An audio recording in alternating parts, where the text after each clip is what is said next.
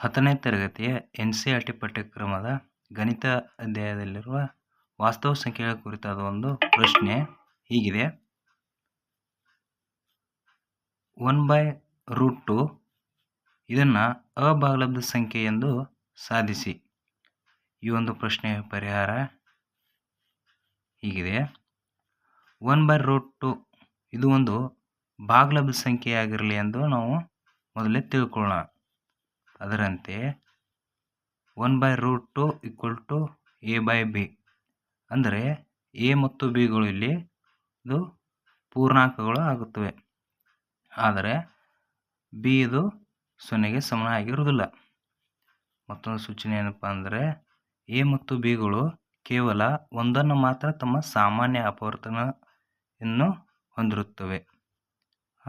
ನಂತರ √2 = b, ಇದನ್ನು ಮತ್ತಷ್ಟು ಸುಲಭೀಕರಿಸಿದಾಗ ಅಂದರೆ ವರ್ಗ ಮಾಡಿದಾಗ 2a² = b².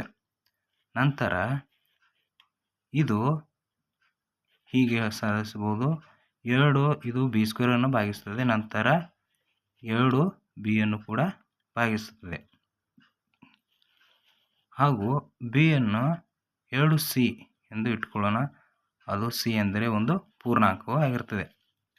ನಂತರ ಈ ಬೆಲೆಯನ್ನು ಆದೇಶಿಸಿದಾಗ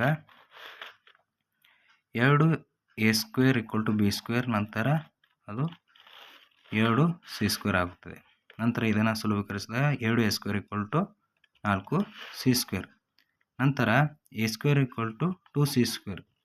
ಇದನ್ನು ಮತ್ತಷ್ಟು ಸುಲಭೀಕರಿಸಿದಾಗ 2 ಇದು a² ಅನ್ನು ಕೂಡ ಭಾಗಿಸುತ್ತದೆ, ನಂತರ a ಅನ್ನು ಭಾಗಿಸುತ್ತದೆ. ನಮಗೆ ತಿಳಿದಿರುವಂತೆ a ಮತ್ತು bಗಳು ಎರಡನ್ನೂ ಸಾಮಾನ್ಯ ಅಪವರ್ತನವನ್ನಾಗಿ ಹೊಂದಿವೆ.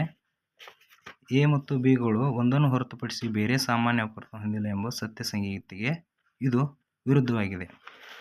ಆದ್ದರಿಂದ 1/√2 ಇದು ಅಭಾಗಲಬ್ಧ ಸಂಖ್ಯೆ.